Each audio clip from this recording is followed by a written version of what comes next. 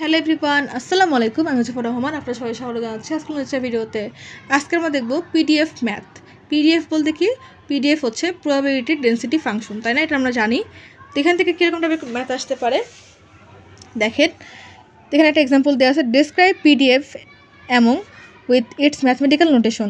In case of healthy patient, the normal distribution of age sum is mean and variance 16 and 12.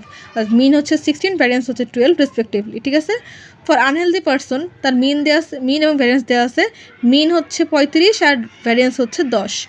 The patient age is 24, পেশেন্টের বয়স দেওয়া আছে এবং তাকে বলা হচ্ছে যে ইজ হেলদি অর নট আর আনহেলদি, পেশেন্টটাকে হেলদি নাকি আনহেলদি সেটা হচ্ছে ক্যালকুলেশন করতে হবে আমাদেরকে পিডিএফ যে ফর্মুলা সেটাকে ইউজ করে। এবং সেখানে বলা হচ্ছে নর্মাল ডিস্ট্রিবিউশন, ঠিক আছে? গাউসিয়ান ডিস্ট্রিবিউশন কিন্তু না।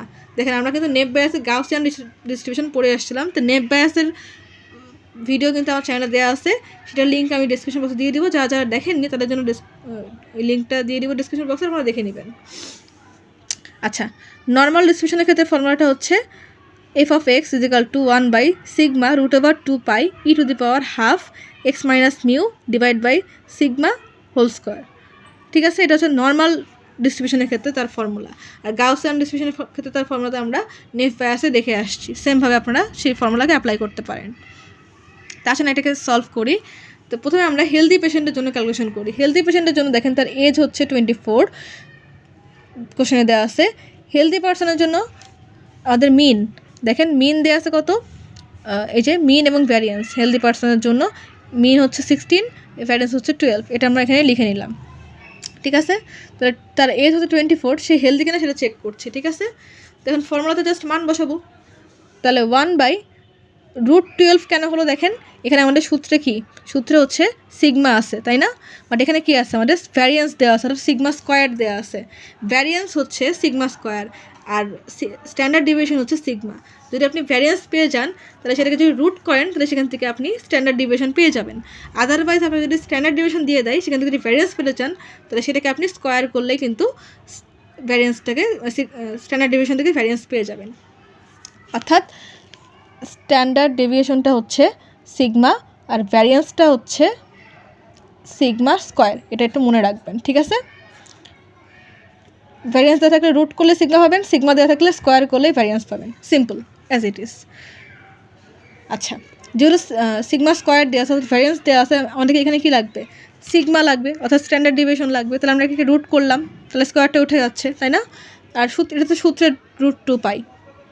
আর ই টু দি পাওয়ার হাফ 24 কেন হলো, আমাদের এই যে এক্সের ভ্যালু হচ্ছে 24, এজ হচ্ছে 24 মাইনাস মিউ এর মান কত আছে, মিউ আর সিগমা। তাহলে মিউ এর মান দেওয়া আছে 16 আর সিগমার মান তো জানেন সিগমা স্কোয়ার দেওয়া আছে, সেজন্য হচ্ছে √12 করছি। যেটা ক্যালকুলেশন করলে আসছে 0.0079। তো ক্যালকুলেশনে ভুল থাকতে পারে, আপনারা ক্যালকুলেশনটা করে নেবেন, যেটা উত্তর হবে সেটাই আর কি।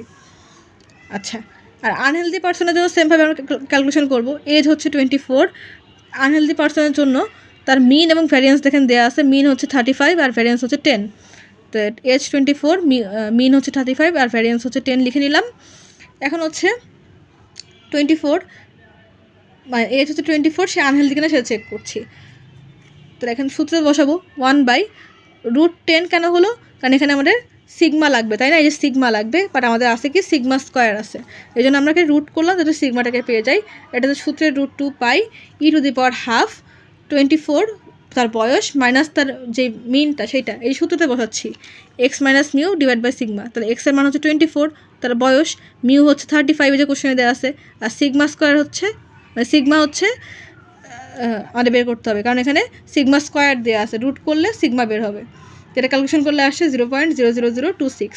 তাহলে দেখেন 0.0079 0.0026 তুলনায় বড়ো, এই জন্য হচ্ছে পেশেন্টকে তারা ক্লাসিফাই করবে হেলদি হিসেবে, কারণ এটা হচ্ছে হেলদির আন্ডারে এবং এইটা হচ্ছে আনহেলদি পার্সনের আন্ডারে। যেহেতু হেলদি পার্সনের মানটা বেশি আসছে আনহেলদির তুলনায়, তাহলে এটাকে পেশেন্টকে সে ক্লাসিফাই করবে হেলদি পার্সন হিসেবে। দেখেন পিডিএফ বা প্রবাবিলিটি ডেন্সিটি ফাংশনে কিন্তু আমি দুই ধরনের ম্যাথ দেখিয়ে দিলাম, গাউসিয়ান প্রবাবিলিটি ডেন্সিটি ফাংশন মানে গাউসিয়ান পিডিএফ আর নর্মাল ডিস্ট্রিবিউশন আকারে। আশা করি আপনারা ম্যাথটা বুঝতে পেরেছেন। ছোট্ট একটা ভিডিও, বাট এই ম্যাথটা কিন্তু আমাদের এক্সামের জন্য ইম্পর্টেন্ট, যেহেতু আমাদের এটা সিটিতেও আসছিল, সেজন্য ম্যাথটাকে দেখিয়ে দিলাম। তো হোপফুলি আপনারা ম্যাথটা বুঝতে পেরেছেন। পরবর্তী ভিডিওতে আমরা আরেকটা ম্যাথ, অন্য টপিক্সের ম্যাথ দেখবো, সেটা হচ্ছে এমিলির ম্যাথ। তো পরবর্তী ভিডিও দেখার আমন্ত্রণ রইল। চ্যানেলটা এখন যারা সাবস্ক্রাইব করেন চ্যানেলটাকে প্লিজ সাবস্ক্রাইব করবেন, ভিডিওতে লাইক করবেন, কমেন্ট করবেন, শেয়ার করবেন। আজকের মতো এই পর্যন্তই। আল্লাহ হাফেজ।